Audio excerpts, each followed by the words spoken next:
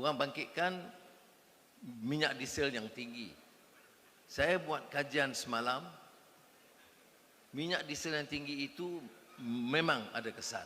Kepada siapa? 15% rakyat. 85% rakyat itu tidak menggunakan diesel dengan harga pasaran, tapi harga subsidi. Tapi al-maklum yang dihebahkan ialah yang 15%, yang 85% itu tidak disebut sama sekali.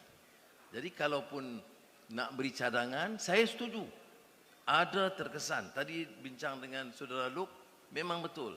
Dalam beberapa bidang pengangkutan, kita kecualikan bas sekolah, kita kecualikan beberapa lori strategik pengangkutan, kita kecualikan, ya banyak dikecualikan. Tetapi bidang nelayan, ada saya tengok di Dewan Undangan Negeri satu, dia marah sebab dia kata nelayan terkesan. Padahal nelayan tu guna harga minyak diesel subsidi, bukan harga diesel pasaran. Jadi jangan beri contoh begitu.